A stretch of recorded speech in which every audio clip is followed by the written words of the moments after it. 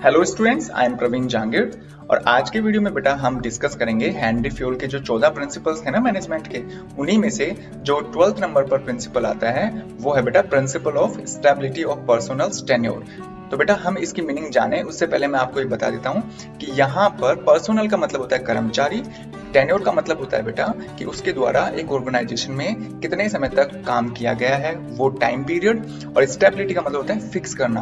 अब देखते हैं बेटा इसके मीनिंग के बारे में। तो बेटा इसमें फेरो ने सजेस्ट किया था that the tenure of personnel should be stable. कहने का मतलब ये है कि यदि किसी ऑर्गेनाइजेशन में एक एम्प्लॉय को सेलेक्ट कर लिया गया है तो बेटा उसके काम करने का जो समय है या काम करने की जो समयावधि है कि भाई वो ऑर्गेनाइजेशन में आने वाले 1 साल के लिए, 2 साल के लिए या 4 या 10 साल के लिए काम करेगा, तो वो जो टाइम पीरियड है बेटा वो फिक्स होना चाहिए। अब बेटा सवाल ये आता है कि कोई भी एम्प्लॉय एक ही ऑर्गेनाइजेशन में लंबे समय तक कैसे टिक पाएगा या फिर वो लंबे समय तक उस ऑर्गेनाइजेशन में या कंपनी में काम कैसे कर पाएगा। तो इसके लिए बेटा हेनरी फ्यूल ने एक मैनेजर के लिए कुछ बातों को सजेस्ट किया था कि भाई अगर मैनेजर ये 4 जो पॉइंट मैंने यहाँ पे नीचे लिखे हैं इनको अपने ऑर्गेनाइजेशन में अप्लाई करता है तो उस ऑर्गेनाइजेशन में कोई भी कर्मचारी हो, चाहे से वो किसी भी पद पर बैठा हो या फिर लेबर हो, वो उस संस्था में लंबे समय तक टिका रहेगा। तो फर्स्ट पॉइंट है बेटा लेस फ्रीक्वेंट ट्रांसफर। इसका मतलब है बेटा कि एक मैनेजर को कोशिश ये करनी चाहिए कि अपने ऑर्गेनाइजेशन में काम करने वाले जितने भी एम्प्लॉइज हैं उनका वो कम से कम ट्रांसफर करे। अगर बेटा वो ज्यादा बार ट्रांसफर करता है, सपोज करिए कंपनी की 10-12 ब्रांचेज हैं, तो एक ब्रांच से लेकर दूसरी ब्रांच में ट्रांसफर कर दिया, फिर दूसरी से तीसरी ब्रांच में ट्रांसफर कर दिया, तो इससे क्या होता है बेटा एम्प्लॉय परेशान हो जाता है। ऐसा इसलिए होता है बेटा कि कोई एम्प्लॉय था, उसने अपने घर से नजदीक वाली ब्रांच में काम करना शुरू किया। अब मान लीजिए मैनेजर ने उसका ट्रांसफर कहीं दूर कर दिया तो बेटा उसे आने जाने में प्रॉब्लम होगी और फिर बेटा वो उस कंपनी को छोड़ने की कोशिश करेगा कि भाई मैं इतनी दूर आ जा नहीं सकता, इसलिए मैं इस कंपनी में काम नहीं करूंगा। सेकंड है बेटा feeling of job security.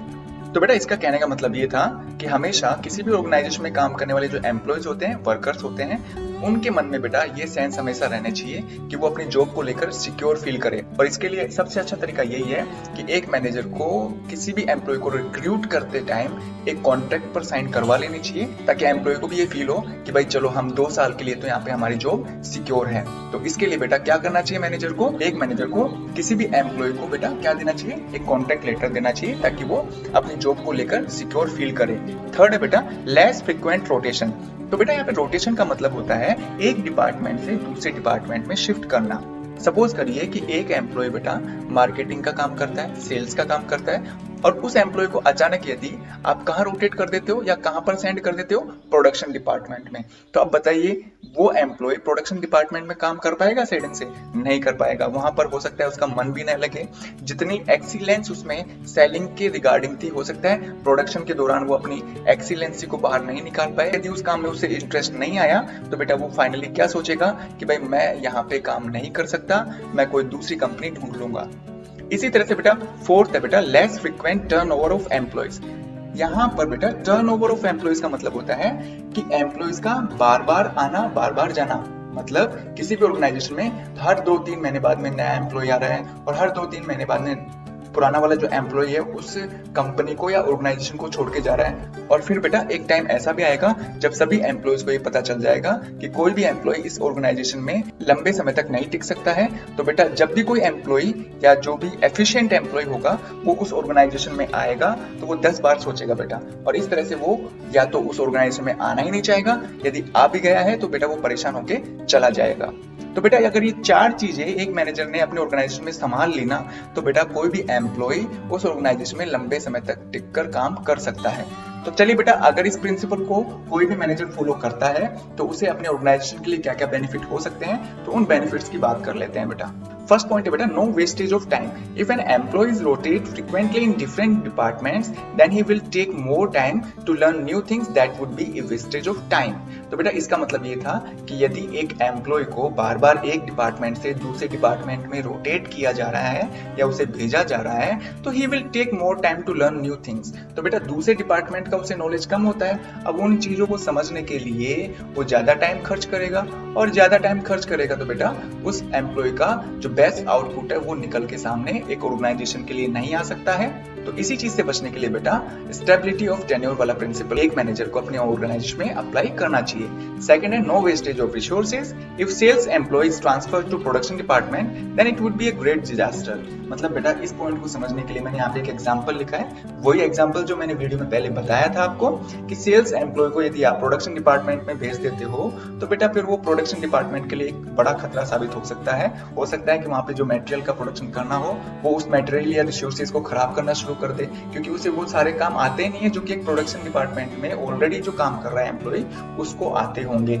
Third है बेटा feeling of job security. If employee's working period is fixed for certain period of time, then he will feel the sense of job security and gives maximum efforts. तो बेटा इसका कहने का मतलब ये था कि यदि एम्प्लॉय का वर्किंग पीरियड अगर कुछ समय के लिए फिक्स कर दिया जाए, बेटा उसे मन में जॉब को लेकर एक सिक्योरिटी फील होती है और वो इस तरह से अपने जो मैक्सिमम एफर्ट्स है उस ऑर्गेनाइजेशन के लिए लगा सकता है।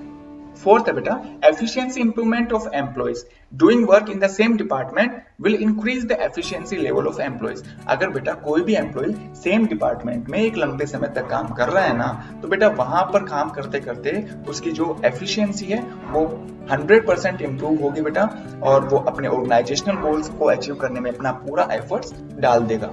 तो बेटा ये तो थे ऐसे कुछ एडवांटेजेस जो कि एक ऑर्गेनाइजेशन को मिल सकते हैं। और कब मिल सकते हैं बेटा? यदि manager principle of stability of tenure का प्रिंसिपल अगर अपने ऑर्गेनाइजेशन में फॉलो करता है तो।